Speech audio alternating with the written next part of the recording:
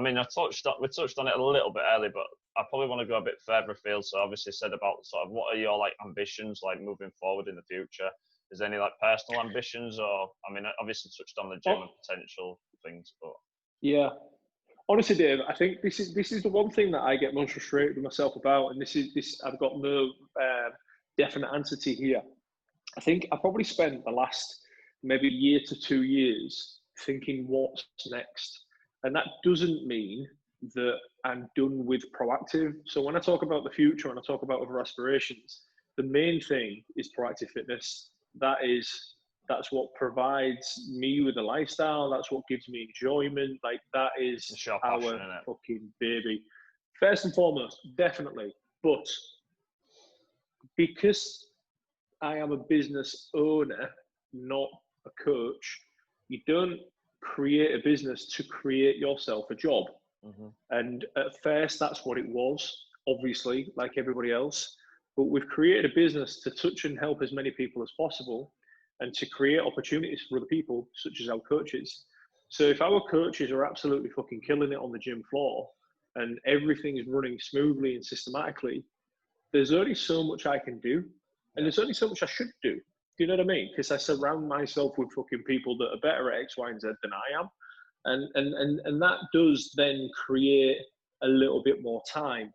And I'm also aware of the fact that I'm still only 35. I'm joking about being old, but I'm still 35 years old. It's like, what do I want to do? Like, what do I want to do in the future? And I was driven by sport and I was driven by competition. And I always joke on my training. My training goes to shit when I've got nothing to train for because I just get fucking lazy. And it's like, I need to be working towards something. And the more successful proactive gets, the less hands-on I will need to be. Yeah. So then it begs the question, what do I want to do next? Which is, if I'm being completely honest, Dave, I don't know. I don't know whether, would it be business mentorship? Would it be coaching mentorship? I enjoy the business element of what we do. Could potentially, mate, not like in a sporting context. I probably coaches is something that does interest me. Yeah. I mean, I'm not being funny. The standard of personal training is shit. The personal training qualification itself, it's not governed. There's no exam. There's no governing body to it. There is a governing body, but they don't govern it. If that makes sense. I was a PT tutor for years, and the qualification is shit. It's shit, and it's not the PT's fault. They will do a qualification. They'll pay $1,000, and in a weekend they're a fucking PT, and they can go out in the big bad world and charge £50 an hour to stand next to, an old lady doing leg extensions while they look through the phone on fucking Instagram, which I've seen in person. It's like, it's daylight robbery. So I would like to improve the quality of coaching in the industry, but there are some already really good resources nationally. I think what I'd probably prefer to do is work with people in person, more hands-on, than running like a 2-bit fucking CPD qualification that doesn't mean anything. It's more like working as a mentor more with younger coaches coming through, run internship programs through the gym.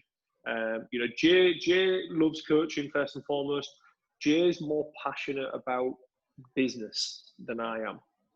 I know my role in the business and I am passionate about business because I run a business. But I get turned on more by reading about training than I do reading about business, where I think with Jay now, he's the other way around, which is great because it works, because we complement each other. So, I think Jay, might look at something like the mentorship down the line. We might look at other gyms. We might look at, opening a gym that's completely different. Our gym is very much for the 35 to 65-year-old, that is a real person that wants to get better and that's probably, never trained before or had a little go at it, but just looking for more expertise. Could we look at opening a gym for absolute fucking animals where you just get destroyed? You know, because our gym's not for that. We have some fucking animals in our gym, don't get me wrong, but we don't want to ruin people. You know, is there a space there for like your 18-year-old to 25-year-old, like the Saturday club that Jay, you know, that's Jay started, that you've been to, that atmosphere there, that fucking lads, that Proactive Performance used to be 7 years ago.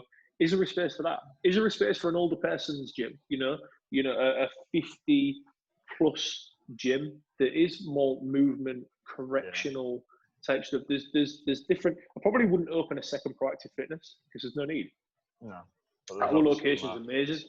Yeah, there's different markets that you might get into. It might be something completely different. It might be something, you know, I've dabbled thinking, right, I might get into property. I don't know fuck all about property. The one thing that I do know about is training. So maybe there's something there. But if I was to give you a definitive answer of what is next, I ain't got a fucking clue. I ain't got a clue. And that's something that I need to sort out. This moment in time, I've got something to work towards, which is getting our gym back on track and reopening and getting back to the sort of numbers and the challenge of building trust again and maintaining the distances and all these little extra challenges that we're going to have reopening under these circumstances. But, you know, when things do get back to normal, it's like, right, what next?